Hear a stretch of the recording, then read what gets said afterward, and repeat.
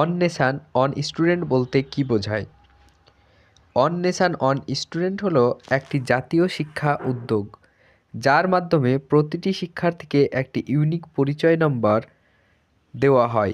এর মাধ্যমে শিক্ষার্থীর শিক্ষাগত তথ্য এক জায়গায় সংরক্ষিত থাকে।